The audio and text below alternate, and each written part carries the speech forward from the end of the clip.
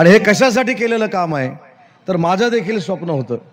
आज रस्त्याची कामं आपण करत राहतो, बाकी सगळी कामं करत राहतो, पण माझ्या मतदारसंघातल्या 30,000 मुलामुलींना ज्यावेळी रोजगार मिळेल त्यावेळी मला देखील मनापासून आंतरिक समाधान असेल की मी काहीतरी माझ्या मतदारसंघासाठी करू शकलो.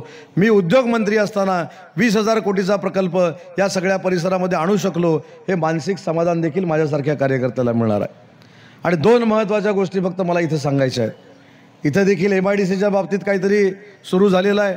कोण म्हणतं काय दारूगोळा, कोण म्हणतं दारूगोळ्याचा कारखाना उदय सामून आणतोय, कोण आणि काय काय म्हणतोय. मी आजही उद्योगमंत्री या नात्यानं स्पष्टपणानं तुम्हाला सांगतो, तुम्हाला जे आवश्यक आहे तेच माझ्याकडनं केलं जाईल. कोणतरी सांगतोय म्हणून मी काही करणार नाही. त्याच्यामुळं महत्त्वाची गोष्ट आहे, जे कोण पडद्याच्या आडून MIDC रद्द व्हावी म्हणून ज्या काही गोष्टी करतायत त्यांना ती काही करायची गरज नाही.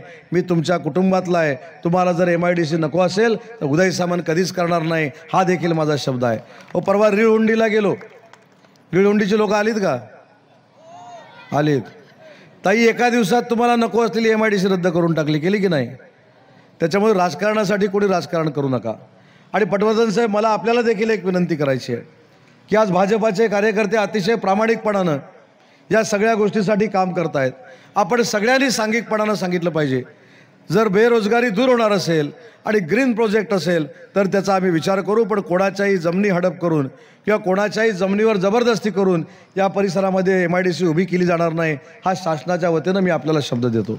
त्याच्यावर उगाच राजकारण करायचं, हे होणार आहे ते होणार आहे.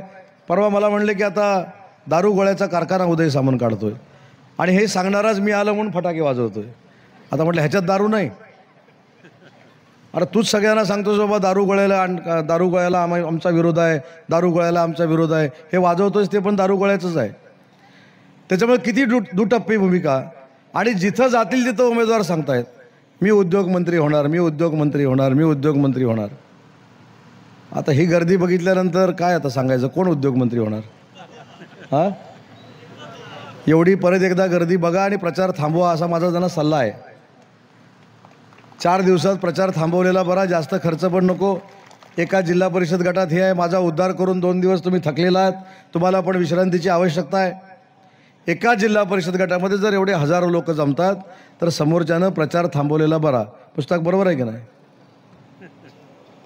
त्याच्यामुळं मोहल्ल्यामध्ये देखील 1 नंबरचंच धनुष्यबाण बटन दाबलं जाईल याची दक्षता आपण सगळ्यांनी घेतली पाहिजे. अजून एक फक्त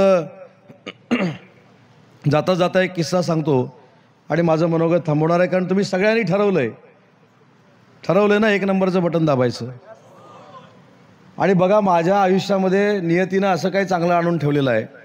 2004ला माझं बटन किती नंबरला होतं? हां, 1 नंबर. बरोबर आहे. 2009ला, 2014, 2019, 2024, म्हणजे जो 1 नंबरचा असतो त्याला 1 नंबरलाच परमेश्वर ठेवतो. आणि जो 2 नंबरचा असतो तो 2004ला पण 2 नंबर, 2009ला पण 2 नंबर, 2019ला नव्हते, 2000 आता 24ला परत 2 नंबर. पण हे सगळं करत असताना आपण गाफील राहून उपयोगाचं नाही. आणि गाफील कशासाठी राहायचं नाही हे मी तुमच्यासाठी सांगतो. मिरकरवाड्यामध्ये माझे एक शब्बीर वस्ता नावाचे मित्र आहेत. त्या माझ्या मित्राच्या घरी एक 5 दिवसापूर्वी एक बैठक झाली. कोणाची बैठक झाली? उबाठाच्या उमेदवाराची बैठक झाली. पण बैठकीला गेल्या सांगण्यात आलं की फोटो काढायचा नाही, व्हिडिओ शूटिंग करायचं नाही, मला सेपरेट तुमच्याशी काही गोपनीय बोलायचं आहे. आमचा शबीरभाई म्हणाला ठीक आहे, तुम्ही उमेदवार आहात, तुम्हाला जे काय बोलायचं ते बोला. काय सांगितलं त्यांनी? पटवर्धन साहेब हे लक्षात घ्या, त्यांनी काय सांगितलं, माझ्याकडे रेकॉर्डिंग आहे त्याचं. त्यांनी असं सांगितलं की कोकण नगरला जो प्रकार घडला त्याच्यामध्ये हिंदू धर्माला ताकद देणारा उदय सामंत होता आणि त्यांच्यामुळं मुस्लिम समाजावर अन्याय झालेला आहे. ठीक आहे, मी म्हटलं हे भाषण थांबलं असेल.